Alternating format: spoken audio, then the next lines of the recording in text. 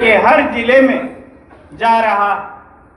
दरअसल जब UPA first की गवर्नमेंट बनी थी इस देश में 64 वामपंथी सांसद थे। मनमोहन सिंह की सरकार बनी, वो कह रहे थे हर 6 सांसदों पर एक मंत्री हम बना देंगे, लेकिन मार्क्सवादी कम्युनिस्ट पार्टी ने कहा हमें मंत्री नहीं चाहिए, हमें ऐसा कानून चाहिए जो गांव का गरीब, गांव का मजदूर जब चाहे उसको रोजगार मिले। और उसी के परिणाम स्वरूप इस देश में मनरेगा जैसा काम आधारित, मांग आधारित कानून बना। असल में अगर मजदूर के हक की बात करते तो संसदीय समिति की 2 सिफारिशें आ चुकी, 3 आयोगों की सिफारिशें आ चुकी कि मनरेगा के मजदूर का जो भुगतान है वो समय पे होना चाहिए, उसकी मजदूरी बढ़नी चाहिए। उसको हमारी सरकारें स्वीकार नहीं करती, वो बंदी से लगाती है भ्रष्टाचार के नाम पे कि 2 बार ऑनलाइन हाजिरी होगी। अभी यहां मजदूर आए, 4 महीने से उनका वेतन बकाया, और भारतीय जनता पार्टी के लोग ये और कहते हैं कि मीटिंगों में जाओगे तो ये पैसा नहीं मिलेगा।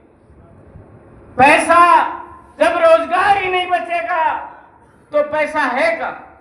और दरअसल चाहे मनरेगा का सवाल हो, चाहे रोजगार का सवाल हो, चाहे एक मजदूर जिसने 150 साल संघर्ष करके 8 घंटे काम का अधिकार लिया था उसको बर्बाद करने का। और अभी यहाँ कुछ साथी आपके बीच किताबें लेकर के आए, जो बिजली विधेयक आपके संघर्षों के जरिए जो सब्सिडी का अधिकार लड़ करके आपने लिया, यह विधेयक पास होते ही वो तमाम सब्सिडियां खत्म होंगी। आज जो वीसीआर करने आते हैं वो डोरी देखते हैं, अब डोरी नहीं देखेंगे, अब वो ये देखेंगे कि आपके घर में 4 पैरों वाली बकरी या गाय कितनी।